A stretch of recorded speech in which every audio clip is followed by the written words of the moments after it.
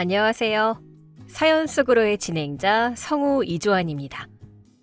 오늘 소개해드릴 사연은 한심한 아주버니만 챙기는 시댁에게 통쾌한 사이다를 선사한 사연입니다. 사연자님에 대한 응원과 의견을 마음 편히 댓글로 달아주시면 감사하겠습니다. 오늘의 사연 시작하겠습니다. 사람이 돈 앞에서 얼마나 추악해질 수 있는지, 그리고 가족이라는 이름으로 어디까지 선을 넘을 수 있는지 묻는다면 저는 지난 일주일간 제가 겪은 일을 들려드리고 싶습니다. 친정아버지가 평생을 바쳐 일궈낸 유산이 저들에게는 그저 공짜로 굴러들어온 먹잇감에 불과했으니까요. 하지만 저는 그들이 입을 벌리고 기다리는 먹이가 되어줄 생각이 추호도 없었습니다. 지금부터 그 기막힌 전쟁의 서막을 말씀드리겠습니다. 사건의 발단은 평범한 저녁 식사 시간이었습니다. 퇴근 후 지친 몸으로 식탁에 앉아 국을 끓였는데 친정 아버지에게서 전화가 왔습니다. 평소 무뚝뚝하신 아버지가 웬일로 목소리에 들뜬 기색이 역력했습니다. 혜진아, 그 경기도 외곽에 있는 낡은 아파트 기억하냐? 10년 넘게 속썩이던 거 말이다. 그게 드디어 재개발 확정이 났다는구나. 건설사도 일군 브랜드로 들어오고 GTX 역세권까지 겹쳐서 지금 호가가 2배는 뛰었다더라. 정말요? 아빠, 잘됐다. 그동안 마음고생 심하셨잖아요. 그래. 그래서 말인데 아빠는 이제 늙어서 서울 올라갈 일도 없고 연금도 나오니 욕심 없다. 세금 문제도 있고 해서 아예 네 명의로 증여를 해줄까 한다. 나중에 아빠 아프거나 목돈 필요할 때 네가 알아서 챙겨주면 되지 않겠냐. 서류 준비해라. 전화를 끊고 나니 밥맛이 돌았습니다. 단순히 돈이 생겨서가 아니었습니다. 무능한 시댁 뒷바라지에 지쳐가던 제 인생에 아버지의 유산은 든든한 방패가 되어줄 것 같았기 때문입니다. 하지만 제가 간과한 것이 있었습니다. 바로 제 맞은편에서 밥을 먹다 말고 숟가락을 딱 멈춘 남편 김민석 씨였습니다. 야, 장인어른 통 크시네. 그 아파트 지금 팔면 얼마야? 10억은 넘지. 12억 정도 한다네. 근데 그게 왜? 어차피 아빠 노후 자금이야. 명의만 나한테 두시는 거라고. 명의가 넘어오면 그게 네 돈이지. 무슨 장인어른 돈이야. 혜진아, 진짜 잘됐다. 나 안 그래도 요즘 숨 막혀 죽는 줄 알았거든. 남편은 밥그릇을 옆으로 치우더니 식탁 위로 상체를 쑥 내밀었습니다. 눈빛이 평소와 다르게 번들거렸습니다. 이번에 우리 형 선 들어온 거 알지? 상대방 여자가 조건이 좀 까다로워. 서울 자가 아파트 없으면 시작도 안 하겠대. 형 나이 40이야. 이번에 놓치면 진짜 답 없다? 그래서 아주버니 장가가는 거랑 우리랑 무슨 상관이야? 무슨 상관이라니. 가족이잖아. 장인어른이 주신 아파트 그거 전세 놓고 보증금 빼서 형 신혼집 전세금이라도 좀 해주자. 우리가 그 정도 융통은 해줄 수 있잖아. 저는 먹던 밥을 삼키고 물을 한 모금 마신 뒤 차분하게 물었습니다. 너 지금 제정신이니? 우리 집 대출금도 아직 2억이나 남았어. 그리고 그 아파트는 내 거야. 내 재산을 왜 네 형 결혼식에 갖다 바쳐? 야, 갖다 바친다니 말이 심하다. 빌려주는 거야. 빌려주는 거. 형이 자리 잡으면 갚는다고 했어. 그리고 솔직히 너희 집 잘 살잖아. 장인어른 연금 빵빵하신데 그 아파트 없어도 사시는데 지장 없잖아. 있는 사람이 좀 베풀면 어디 덧나냐? 있는 사람이 베푸는 게 아니라 없는 사람이 염치가 있어야지. 밥이나 먹어. 헛소리하지 말고. 저는 딱 잘라 거절하고 숟가락을 다시 들었습니다. 하지만 남편은 포기하지 않았습니다. 그날 밤 베란다에서 누군가와 한참을 속닥거리더니 다음날 저에게 시댁 호출 명령을 내렸습니다. 엄마가 오늘 저녁 다 같이 먹자신다. 형 상견례 문제로 상의할 것도 있고 너한테 할 말도 있으시대. 뻔한 수작이었지만 피한다고 될 일이 아니었습니다. 저는 퇴근 후 전투복을 입는 심정으로 옷매무새를 다듬고 시댁으로 향했습니다. 현관문을 열자마자 퀴퀴한 곰팡이 냄새와 함께 소파를 점령한 남자 셋이 모였습니다. 첫째 아주버니 김민철, 나이 40에 직업 없음. 자칭 전업 투자자라지만 사실상 부모님 등골 브레이커입니다. 셋째 시동생 김민호, 34세 툭하면 허리 아프다는 핑계로 일관 두고 게임만 하는 인간입니다. 그리고 제 남편 김민석. 그나마 직장은 다니지만 월급의 반을 이 형제들 뒷수습하는 데 쓰는 호구 중에 호구입니다. 왔니? 얼른 앉아라. 오늘은 네가 좋아하는 닭볶음탕 했다. 식탁 위엔 닭보다 감자가 더 많은 닭볶음탕이 놓여 있었습니다.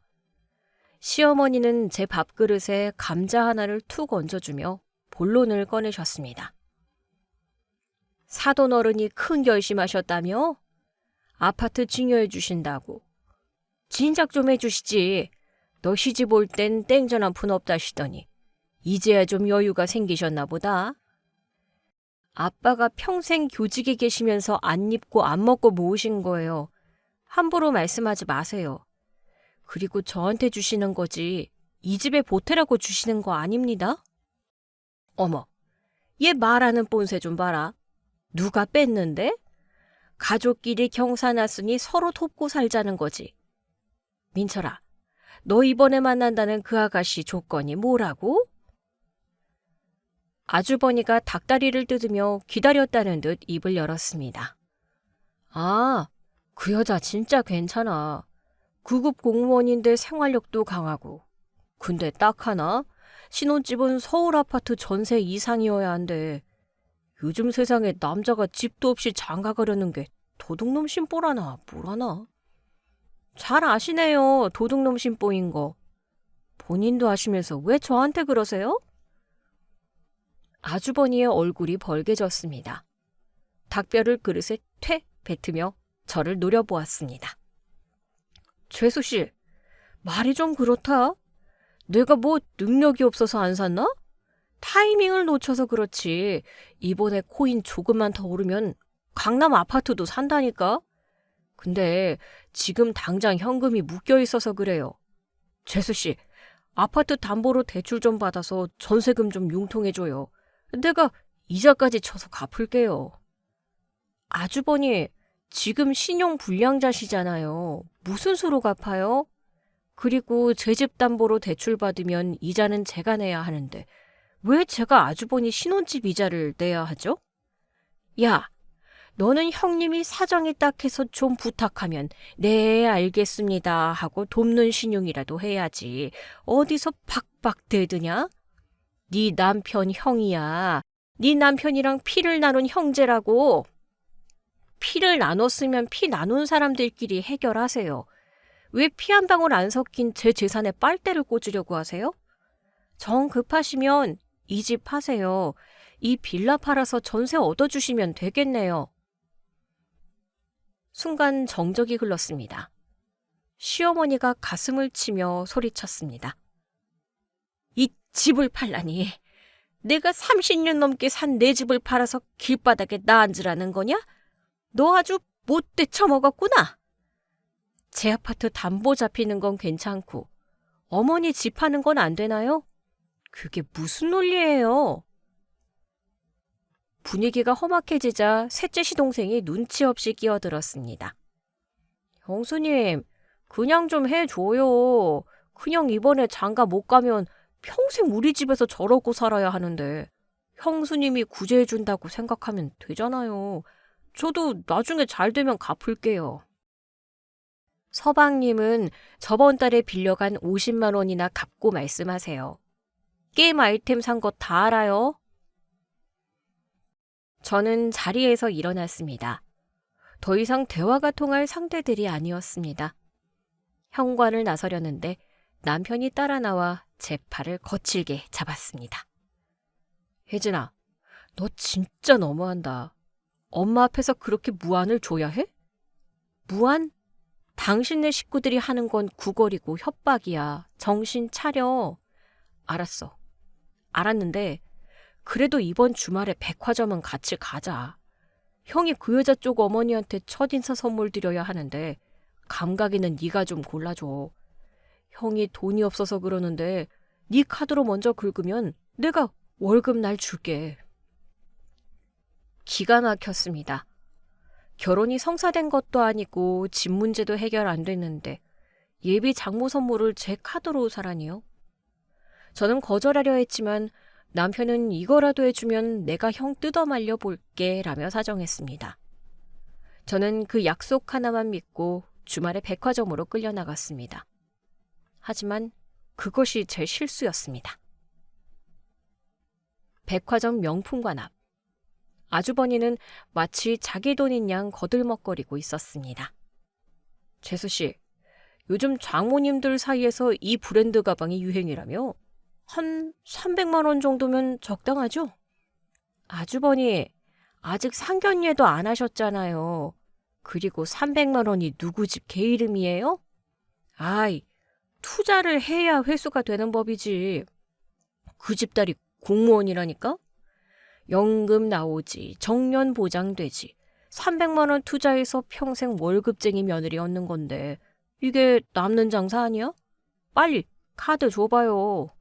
그래, 혜진아. 일단 긁어. 내가 준다니까? 형 기 좀 살려주자. 그들은 제 카드를 지갑에서 거의 뺐다시피 가져가 결제를 했습니다. 아주버니는 쇼핑백을 들고 세상을 다 얻은 듯한 표정으로 말했습니다. 이야, 역시 우리 재수씨 능력 좋아. 아, 그리고 말 나온 김에 상견례 때 그 아파트 등기부등본 좀 떼와요. 네? 그건 또 왜요? 사돈어른 되실 분한테 보여드려야지. 우리 집안 재력이 이 정도 된다. 동생네가 빵빵하게 지원해준다. 이렇게 증명해야 결혼 승낙이 떨어질 거 아니에요. 저는 그 자리에서 얼어붙었습니다. 단순히 돈을 빌려달라는 수준이 아니었습니다. 이 사람들은 제 아파트를 이용해 사기 결혼을 계획하고 있었던 겁니다. 싫어요. 미쳤어요? 없는 재산을 있는 척 속여서 결혼하면 그거 사기예요. 나중에 들통나면 어쩌시려고요? 아, 들통나기 전에 혼인신고하고 애 낳으면 끝이지요. 그 뻔뻔한 태도에 머리가 핑 돌았습니다. 백화점을 나와 집으로 돌아오는 차 안. 저는 운전대를 잡은 남편에게 따졌습니다. 당신도 들었지? 아주버니 저러는 거 범죄야. 당신 형 말려. 상견례 때 등기부등본 가져오라는 헛소리 못하게 해? 하지만 남편의 반응은 제 예상을 완전히 빗나갔습니다.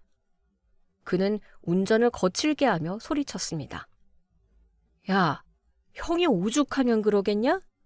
그리고 따지고 보면 다 너 때문이잖아. 네가 쿨하게 아파트 딱 내줬으면 형이 저렇게까지 머리 굴릴 필요 없었잖아. 뭐? 나 때문이라고? 그래. 장인어른 덕에 우리도 숨 좀 쉬는데 그게 그렇게 아깝냐? 우리 형 결혼할 때 아파트 한 채 해주는 게 그렇게 배 아파? 네 명의로 된 거 그냥 형한테 명의 신탁 돌리면 세금도 아끼고 좋잖아. 명의 신탁? 당신 지금 법이 얼마나 무서운 줄 모르고 함부로 떠드는구나. 내가 그 아파트를 왜 줘? 당신 식구들이 나한테 해준 게 뭐가 있다고? 남편이 급정거를 하며 차를 세웠습니다.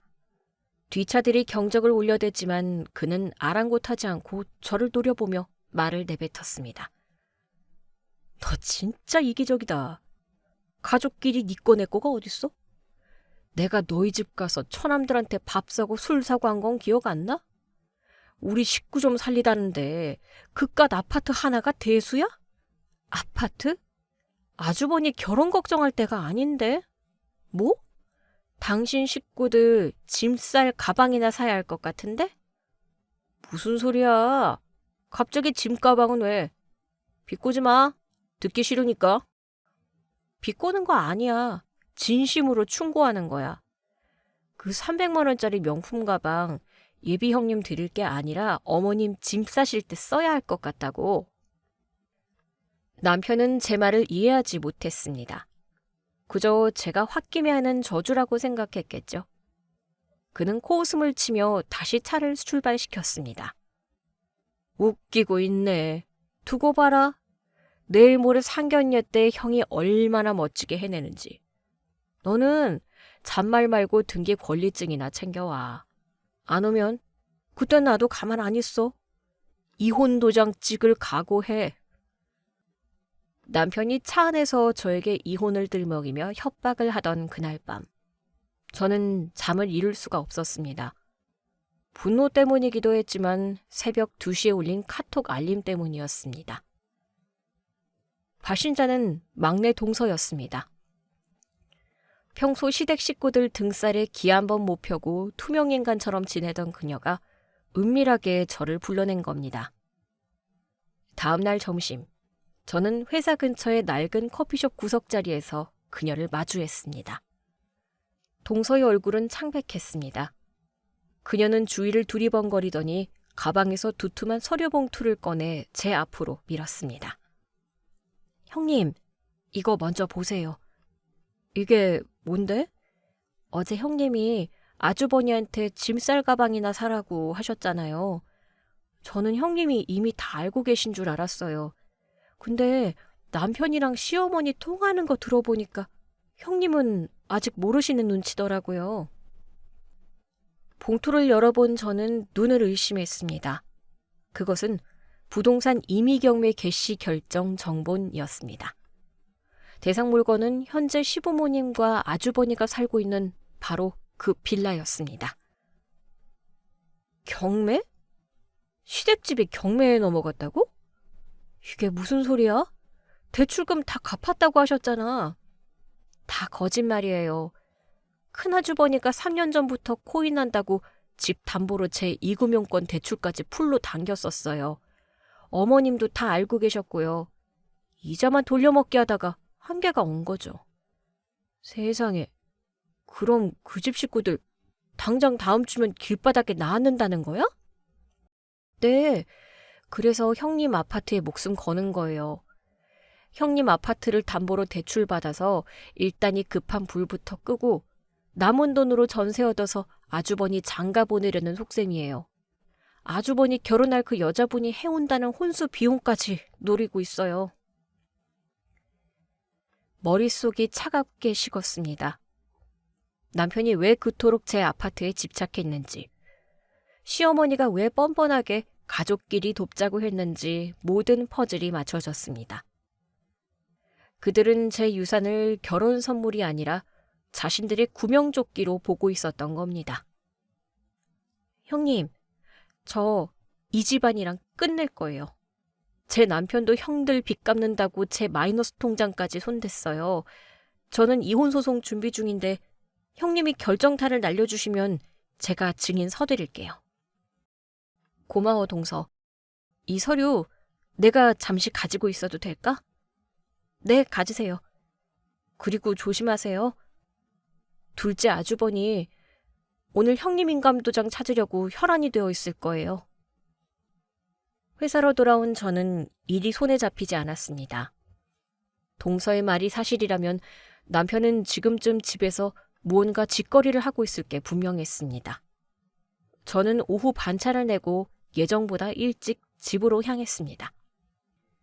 현관문을 열자마자 집안 풍경이 가관이었습니다.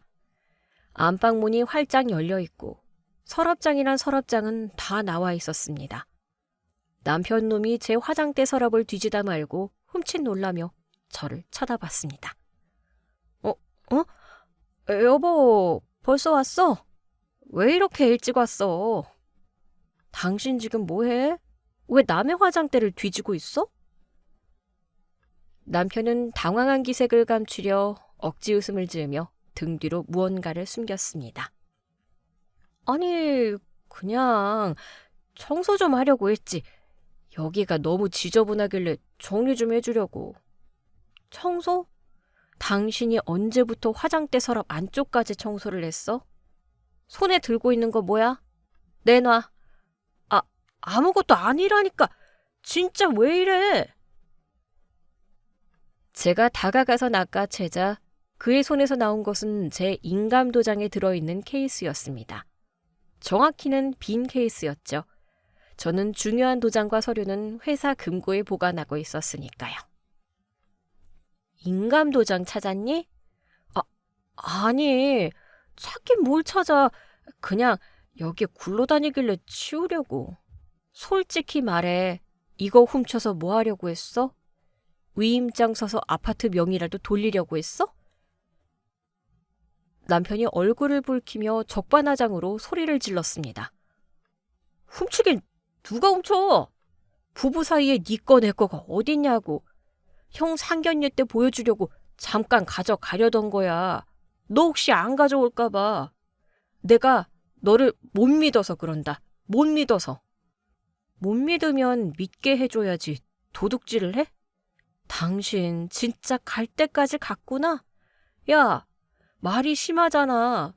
그리고 어차피 줄 거 미리 좀 챙기는 게 뭐 어때서?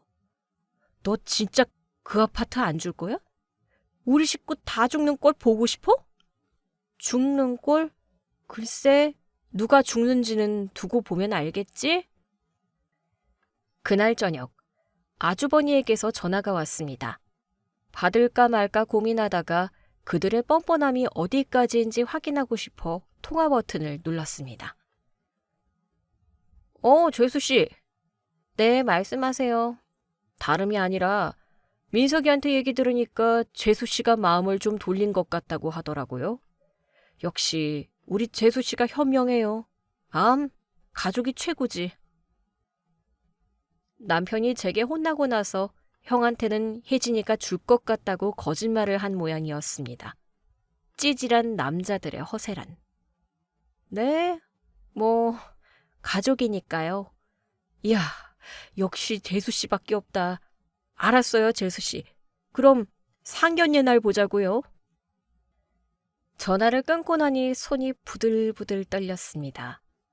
옆에서 눈치를 보던 남편이 슬그머니 다가와 제 어깨를 주물렀습니다. 거 봐. 좋게 하니까 얼마나 좋아? 형이 저렇게 좋아하잖아. 혜진아, 너 진짜 큰 결심했다. 나중에 형이 성공하면 우리한테 몇 배로 갚을 거야. 그래, 기대되네. 몇 배로 돌려받을지. 상견례 하루 전날, 남편은 아침부터 들떠서 콧노래를 불렀습니다. 양복을 꺼내 다림질을 하고 형에게 줄 넥타이를 고르느라 분주했습니다. 혜진아, 내일 입을 옷 골라놨어? 그 자리 중요한 자리야. 사돈 되실 분들이 꽤 보수적인 분들이라니까 단정하게 입고 가야 해. 그리고 서류 잊지 말고 꼭 챙겨. 등기권리증이랑 인감증명서. 걱정 마. 아주 꼼꼼하게 챙겨놨으니까. 그날 밤 남편은 잠자리에 누워 천장을 보며 미래를 꿈꿨습니다. 형 결혼하면 엄마도 이제 한시름 놓으실 거고 우리도 나중에 애 낳으면 형수님이 공무원이니까 교육정보도 많이 주시겠지? 그리고 형의 코인 대박 나면 우리 차도 바꿔준대. 벤츠로. 드디어 D-Day, 상견례 날 아침이 밝았습니다. 시댁 식구들은 아침 일찍부터 미용실에 다녀왔는지 머리에 잔뜩 힘을 주고 나타났습니다. 약속 장소인 고급 한정식집 주차장에서 만난 시어머니는 한복을 곱게 차려입고 계셨습니다. 아이고, 우리 며느리 왔니? 오늘따라 얼굴이 더 훤하다. 서류는 잘 가져왔지? 시어머니의 시선은 제 얼굴이 아닌 제 손에 들린 가방에 꽂혀 있었습니다. 네, 어머니. 여기 잘 모셔왔어요. 아주버니 인생을 바꿔줄 아주 중요한 서류죠. 재수 씨, 오늘따라 센스가 넘치네요. 들어가자. 들어가. 저쪽 식구들 벌써 와 있대. 한정식 집 룸으로 들어가자 예비 신부와 그 부모님이 앉아 계셨습니다. 예비 신부는 깐깐해 보이는 인상이었고 그녀의 부모님은 공직자 출신답게 꼿꼿한 자세로 우리를 맞이했습니다. 어서 오세요. 말씀 많이 들었습니다. 둘째 며느님 되시는 분이 그렇게 능력이 좋으시다고요? 아주버니가 나서서 너스레를 떨었습니다. 아유, 예, 제 동생 와이프인데 친정아버님이 교육계 원로시라 배포가 큽니다. 이번에 저희 결혼 선물로 아파트 한 채를 흔쾌히 내놓기로 했죠. 예비 신부의 눈이 반짝였습니다. 정말요? 어머, 형님, 감사해요. 요즘 같은 때에 서울 아파트를, 저는 복도 많네요. 남편이 제 옆구리를 쿡 찌르며 속삭였습니다. 빨리 서류 꺼내. 분위기 딱 좋잖아. 저는 천천히 아주 우아하게 가방을 열었습니다. 모두의 시선이 제 손끝에 집중되었습니다. 남편과 시댁 식구들의 탐욕스러운 눈빛, 예비 신부 측의 기대에 찬 눈빛. 이 모든 시선을 즐기며 저는 봉투를 꺼내 테이블 중앙에 올려놓았습니다. 네, 아주버니 결혼을 위해 제가 특별히 준비한 선물입니다. 사돈 어른들께서도 이 집안의 실체를, 아니 진면목을 아셔야 할 것 같아서요.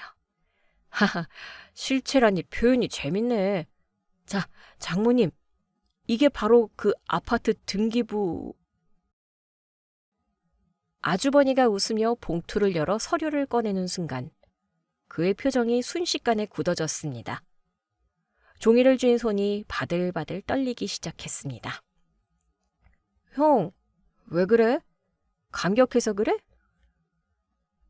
남편이 형의 어깨 너머로 서류를 들여다보았습니다. 그리고 다음 순간 남편의 입에서도 어? 하는 멍청한 소리가 흘러나왔습니다. 그게 뭡니까? 왜들 그러시나? 직접 보시는 게 빠르실 거예요. 아주버니, 뭐 하세요? 사돈어른께 보여드려야죠.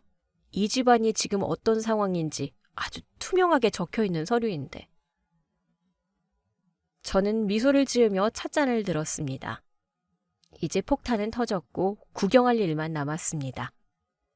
아주버니가 들고 있는 종이 맨 위에는 굵은 글씨로 경매기일 통지서라고 적혀 있었으니까요.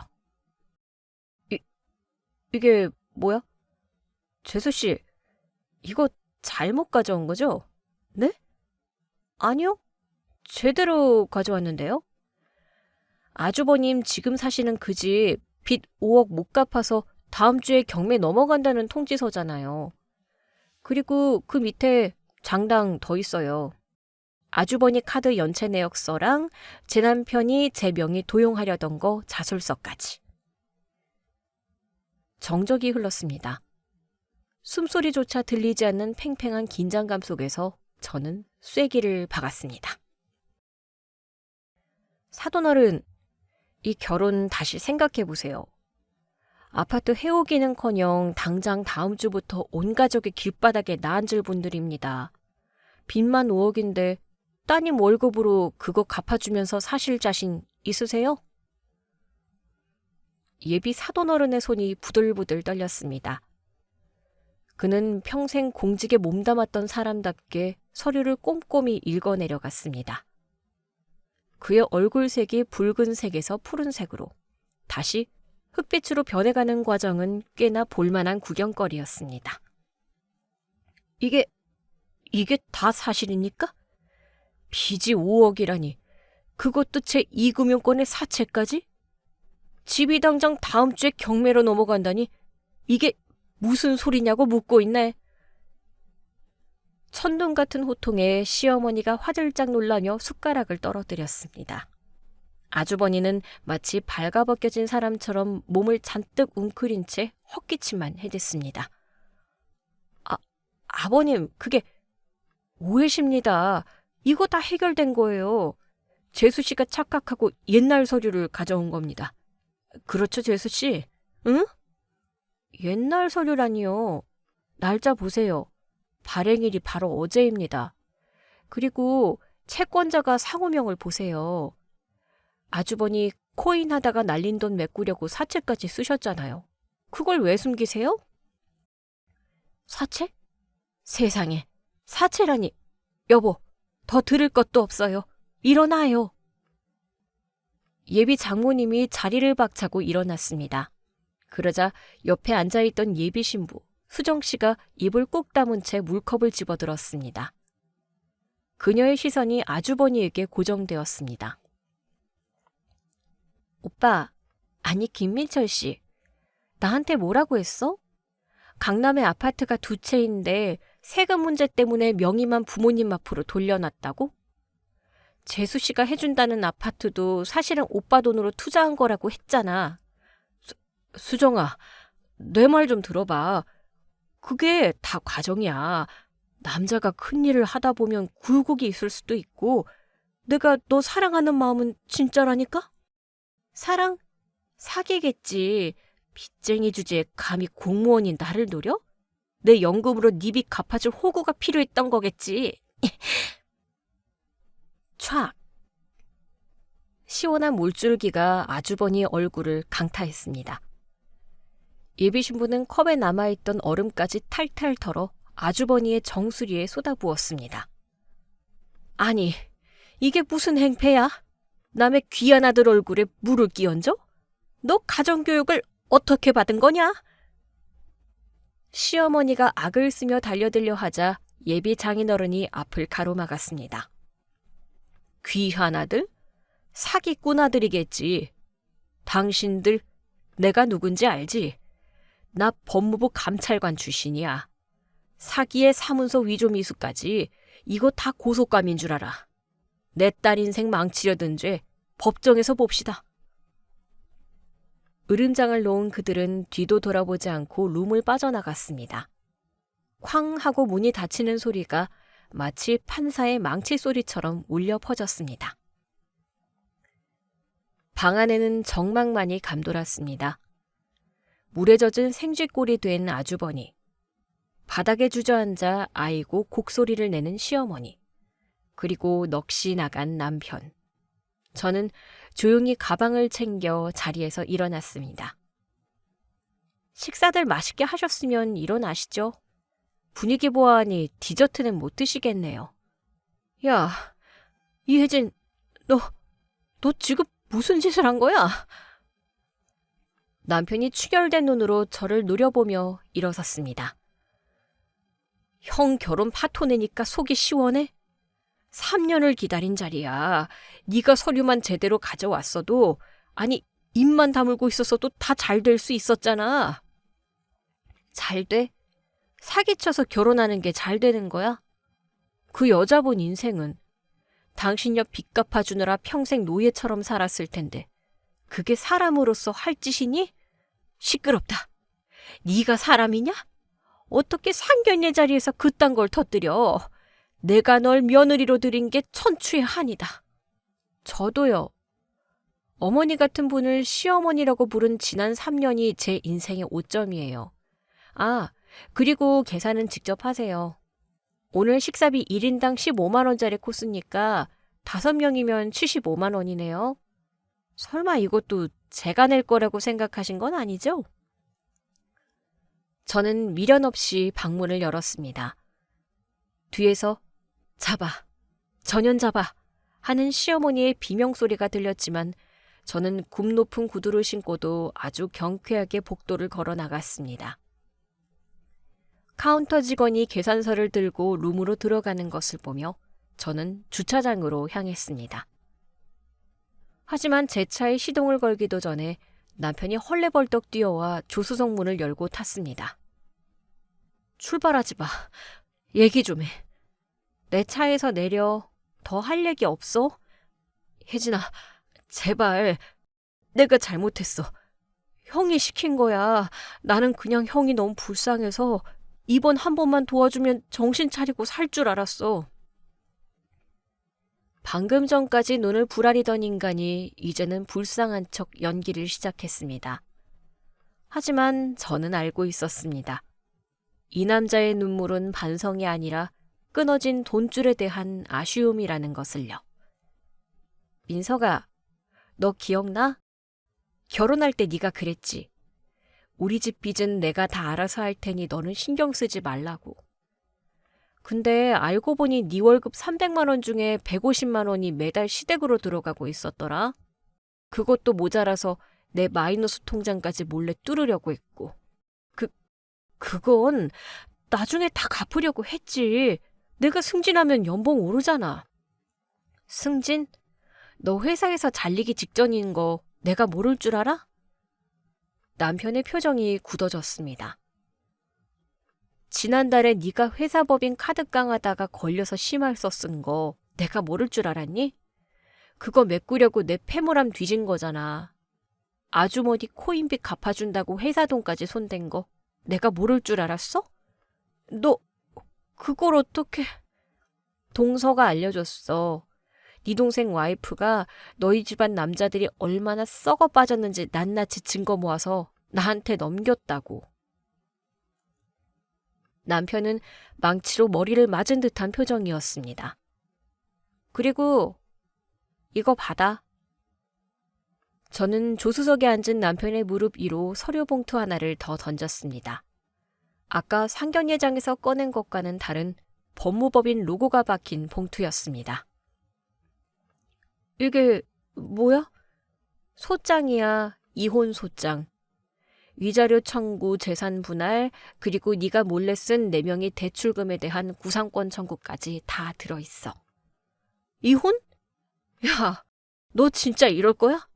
한 번 실수한 거 가지고 이혼을 해? 우리가 사랑해서 결혼했지 돈 보고 결혼했냐? 응, 너는 돈 보고 했지. 나는 사랑인 줄 알고 속았고. 그러니까 사기 결혼의 피해자는 그 여자분이 아니라 나였던 거야. 내려? 안 내려. 나 갈 데 없어. 본가도 경매 넘어가는데 내가 어디로 가? 너희 집으로 갈 거야. 장인어른한테 가서 다 말씀드리고 용서 빌 거야. 이 남자는 끝까지 비겁했습니다.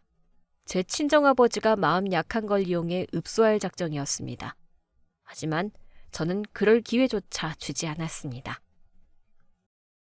그래? 그럼 같이 경찰서로 갈까? 너 사문서 위조의 횡령 혐의로 고소장 접수되는 꼴 보고 싶어? 지금 조용히 내리면 협의 이혼으로 끝내줄 수도 있어. 선택해. 남편은 잠시 머리를 굴리는 듯 하더니 결국 욕설을 내뱉으며 차에서 내렸습니다. 야, 너 나중에 후회하지 마. 내가 가만히 있을 것 같아? 그의 고함을 뒤로 하고 저는 엑셀을 밟았습니다. 백미러 속에서 멀어지는 남편의 모습이 그렇게 작아 보일 수가 없었습니다. 집으로 돌아온 저는 가장 먼저 현관문 비밀번호를 바꿨습니다. 그리고 짐을 싸기 시작했습니다. 제 짐이 아니라 남편의 짐을요. 캐리어 2개에 그의 옷가지와 물건들을 닥치는 대로 쑤셔 넣었습니다. 베란다에 있던 그의 낚시 장비, 골프채, 아끼던 피규어들까지 모조리 현관 밖으로 내동댕이 쳤습니다. 저녁 8시쯤 되자 예상대로 현관문을 두드리는 소리가 들렸습니다. 문 열어. 문 열어, 이혜진. 비밀번호 왜 바꿨어?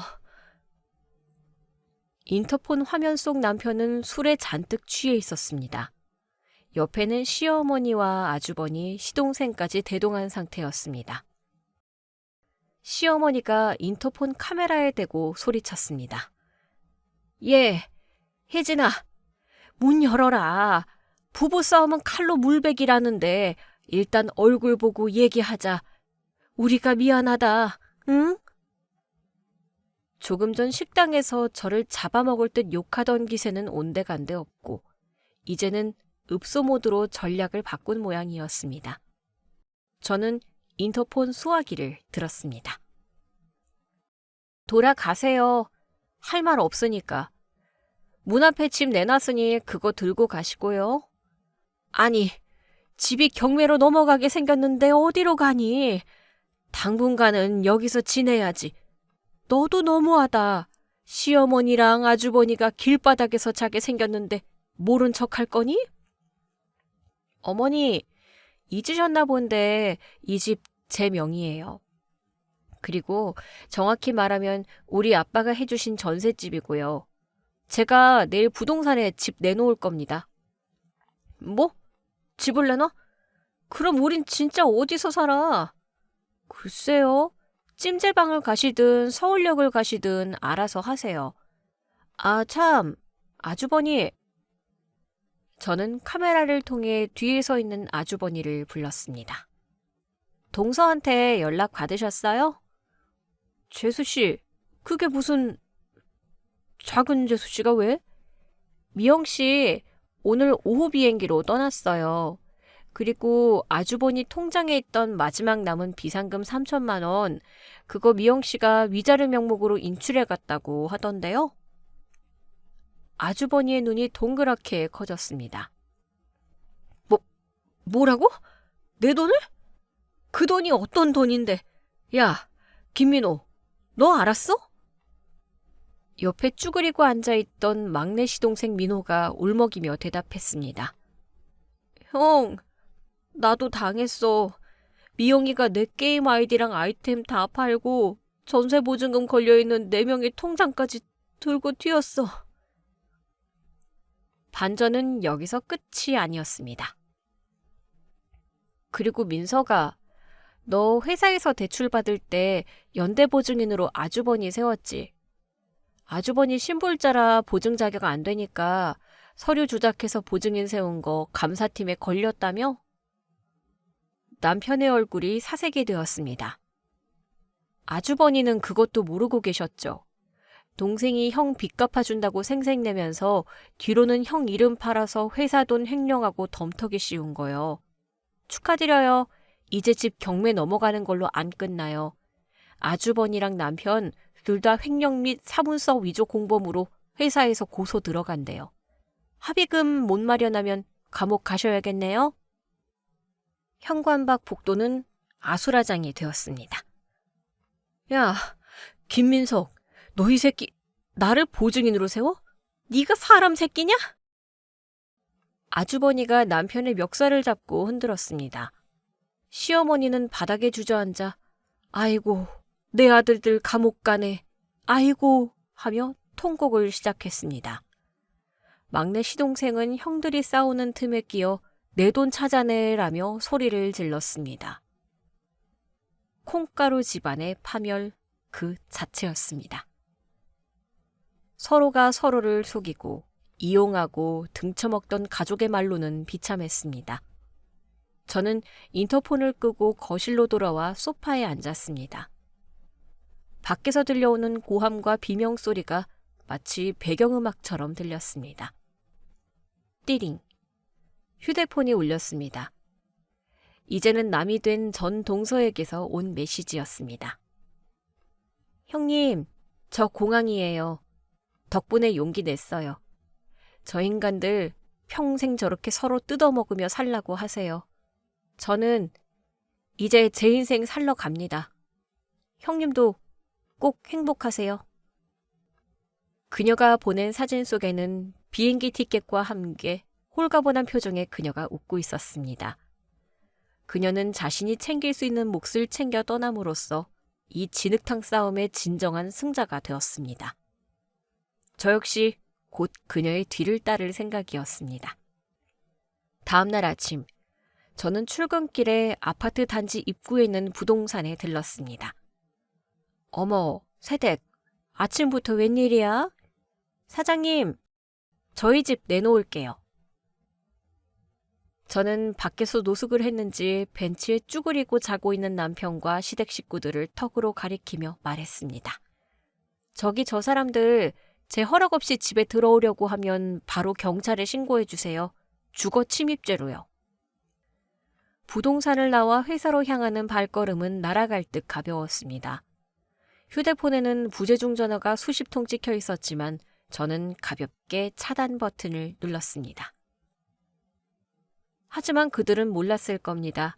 진짜 지옥은 이제부터 시작이라는 것을.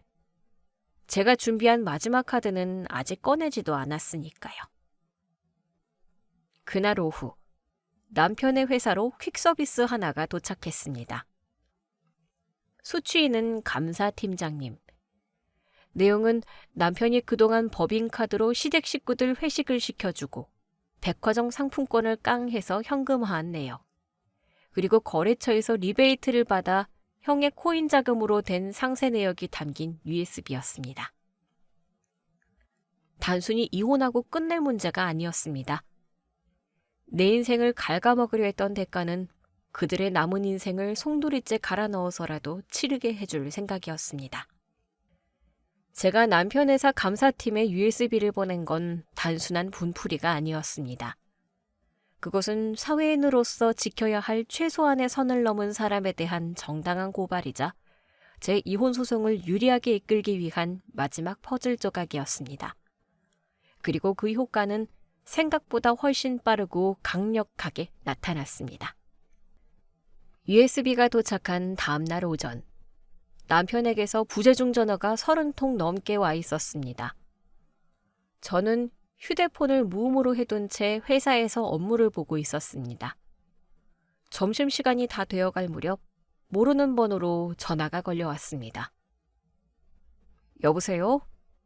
김민석 과장 부인 되시는 이혜진 씨 맞습니까?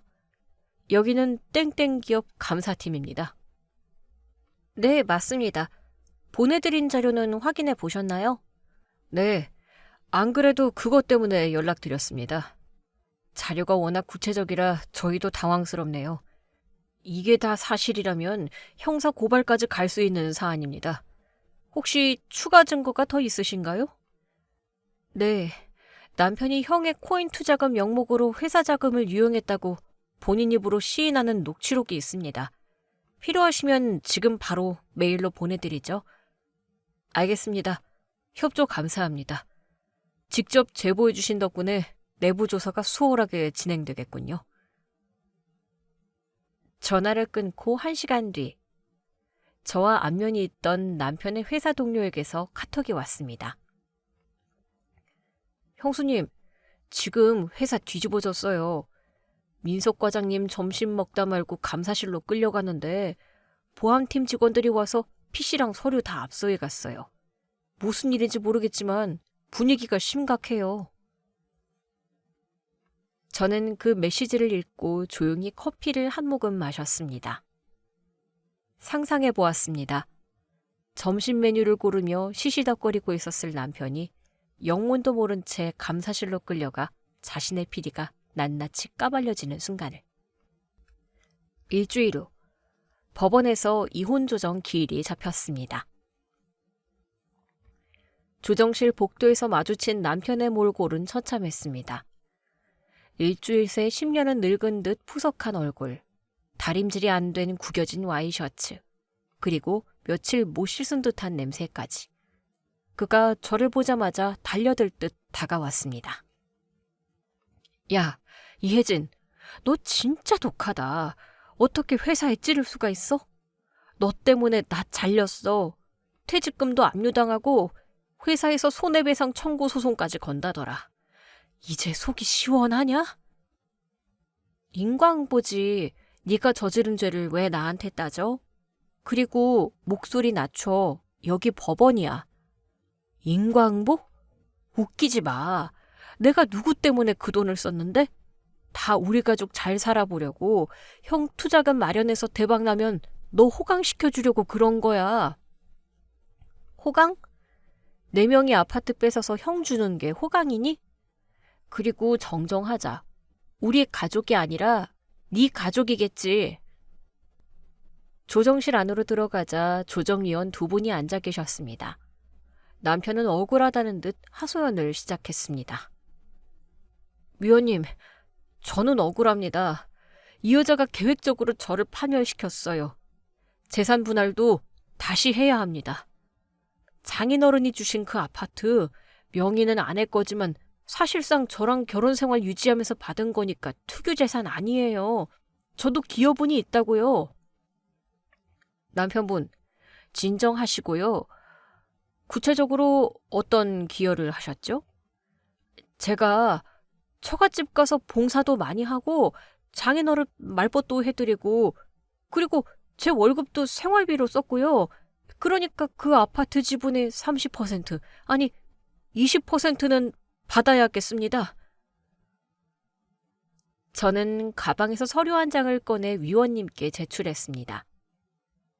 남편이 생활비를 썼다고 주장하는데 여기 지난 3년간의 계좌 내역입니다. 남편 월급 350만 원 중 200만 원이 매달 시어머니와 형의 계좌로 이체됐습니다. 실제 생활비 통장에 입금한 돈은 월 50만 원도 안 됩니다. 반면 저는 월 400만 원을 온전히 생활비와 대출 상환에 썼고요. 이게 사실이라면 남편분의 기여도는 마이너스인데요. 오히려 아내분께 갚아야 할 돈이 더 많아 보입니다.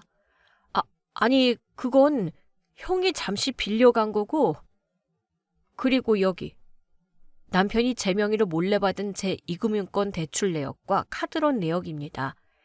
총 8천만 원. 이 돈 다 어디로 갔죠? 아주버니 코인 계좌로 들어갔잖아요. 이것도 재산 분할 대상인가요? 빚도 나누는 거라면 저는 찬성인데요? 남편분, 이 빚 8천만 원도 분할하시겠습니까? 아파트 지분 주장하시려면 이 빚도 절반 가져가셔야 합니다. 남편의 얼굴이 흑빛이 되었습니다. 당장 퇴직금도 날리고 빈털터리가 된 그에게 4천만 원의 빚이 더 얹어지는 건 사형 선고나 다름없었으니까요. 아니, 빚은 제 명의가 아닌데 왜 제가... 그럼 깔끔하게 정리하죠. 아파트에 대한 일체의 권리 포기하고 내 명의로 된 빚 8천만 원은 당신이 다 갚는 걸로. 그리고 위자료 청구는 안 할 테니 그냥 몸만 나가. 내 마지막 배려야. 남편은 입술을 깨물며 부들부들 떨었지만 선택의 여지가 없었습니다. 감사팀 고발로 인한 형사처벌을 피하려면 합의금 마련이 시급했고 당장 변호사 쓸 돈도 없는 그에게 긴 소송은 불가능했으니까요. 결국 그는 조정조서에 도장을 찍었습니다.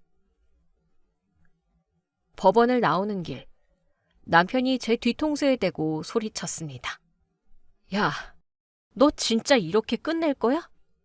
우리가 산 세월이 얼만데 나 지금 갈 데도 없어. 찜질방비 10,000원만 줘라. 인간적으로. 저는 뒤도 돌아보지 않고 차에 올라탔습니다. 엑셀을 밟으며 백미러로 본 그의 모습은 제가 알던 번듯한 직장인이 아니라 벼랑 끝에 몰린 패배자 그 자체였습니다. 그리고 드디어 그날이 왔습니다. 시댁 빌라의 강제 퇴거 집행일. 저는 마지막으로 확인해야 할 것이 있어 그곳을 찾았습니다. 빌라 입구에는 이삿짐 센터 트럭이 아닌 법원 집행관들이 부른 용달차 한 대가 서 있었습니다. 비켜! 이거 내 짐이야! 손대지 마! 열린 현관문 틈으로 시어머니의 악에 바친 비명이 들려왔습니다. 안으로 들어가 보니 가관이었습니다. 빨간 딱지가 붙은 TV, 냉장고, 가구들 사이에서 시어머니와 아주버니가 옷가지들을 챙기느라 정신이 없었습니다. 아주머니, 귀중품이랑 당장 입을 옷만 챙기세요. 나머지는 보관소로 갑니다. 시간 없어요. 빨리빨리 움직이세요. 아이고, 이놈의 세상이 망하려나? 멀쩡한 남의 집 살림을 다 뺏어가네. 민철아, 너 뭐하니? 며느리한테 전화해봐라. 걔가 설마 우리를 길바닥에 나앉게 하겠니? 아주버니는 구석에서 휴대폰을 붙들고 있었습니다. 엄마, 재수씨가 전화를 안 받아. 차단했나 봐. 내 컴퓨터, 그거 건드리지 마. 거기 안에 내 코인 지갑 있단 말이야. 집행관들이 아주버니의 컴퓨터 본체를 드러내자 아주버니가 달려들어 실랑이를 벌였습니다. 그 과정에서 아주버니가 밀려 넘어지며 옆에 있던 박스 더미를 덮쳤습니다. 와르르. 박스가 쏟아지며 그 안에서 잡동사니들이 바닥으로 굴러떨어졌습니다. 그리고 그 순간 제 눈에 띈 물건이 하나 있었습니다. 바로 제가 백화점에서 결제해줬던 300만 원짜리 명품 가방이었습니다. 그 가방은 지금 시어머니의 낡은 속옷과 양말, 그리고 먹다 남은 냄비 따위를 쑤셔 넣느라 가죽이 흉하게 일그러져 있었습니다. 가방 용도에 맞게 잘 쓰고 계시네요. 제 목소리에 엉겨붙어 싸우던 사람들이 일제히 동작을 멈추고 저를 쳐다봤습니다. 혜진아, 아이고 며느리야, 잘 왔다. 애들 좀 말려봐라. 이게 무슨 날벼락이니? 네가 돈 좀 갚아주면 되잖아. 응? 네, 나중에 다 갚으마. 시어머니가 맨발로 달려와 제 손을 잡으려 했지만 저는 한 발짝 뒤로 물러섰습니다. 아줌마, 저 이제 당신 며느리 아니에요. 법적으로 남남입니다. 그리고 제가 예전에 말씀드렸잖아요. 뭐라고? 너 지금 약 올리러 왔니? 아니요. 마지막 인사드리러 왔어요. 그리고 이거.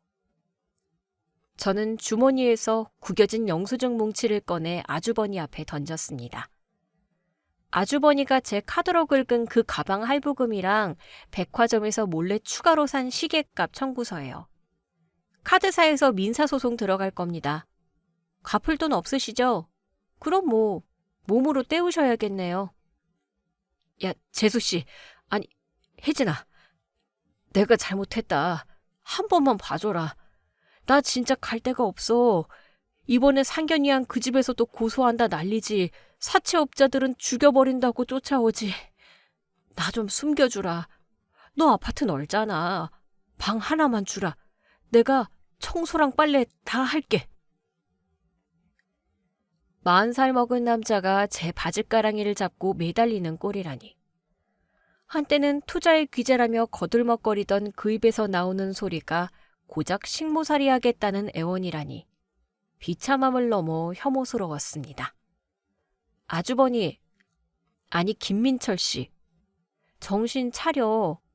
당신 사지 멀쩡하잖아. 나가서 막노동이라도 해. 남의 돈으로 일확천금 노리다가 패가 망신했으면 이제라도 땀 흘려서 죗값 치러야지. 저는 돌아섰습니다. 뒤에서 시어머니의 저주 섞인 고함이 들려왔습니다. 독한 년, 천벌 받을 년, 네가 잘 먹고 잘 살 것 같냐? 저는 멈칫하지 않고 대답했습니다. 네, 아주 잘 살 거예요. 제 돈 지켰고 기생충들 떼어냈으니까요. 아줌마도 부디 그 가방 잘 챙기세요. 그게 당신 인생에 남은 마지막 명품일 테니까요. 빌라를 빠져나오자 맑은 가을 하늘이 보였습니다. 용달차 짐칸에는 그들의 초라한 세간살이와 함께 찌그러진 명품 가방이 위태롭게 실려 있었습니다. 3개월 후, 저는 아버지께 받은 새 아파트로 이사했습니다. 인테리어 업자를 부를 필요도 없었습니다. 새 아파트라 모든 것이 깨끗했고 무엇보다 제 취향대로 채운 공간에는 곰팡이 냄새 대신 향긋한 디퓨저 향기만 감돌았습니다. 이사 첫날 아버지와 조촐한 저녁 식사를 했습니다. 그래, 정리는 다 됐냐? 네, 얼추 다 했어요. 아빠, 고마워요. 이 집 아니었으면 저 아직도 그 지옥에서 못 빠져나왔을 거예요. 고맙긴 네 복이지. 그나저나 그 사람들 소식은 들었냐? 건너 들었어요. 소식은 생각보다 비참했습니다. 시어머니와 아주버니는 보증금 300에 월세 30짜리 반지하 쪽방을 구했다고 합니다. 그마저도 좁아서 매일같이 싸우는 소리에 동네 민원이 빗발친다고 하더군요. 아주버니는 사채업자들을 피해 야간 택배 상하차 일을 시작했는데 허리 디스크가 터져서 그나마도 못하고 누워 지낸답니다. 그리고 제 전 남편 김민석 씨. 그는 회사에서 해고된 후 동종업계에는 소문이 나서 취업길이 막혔습니다. 지금은 지방의 한 공장에서 생산직으로 일하며 기숙사 생활을 한다고 들었습니다.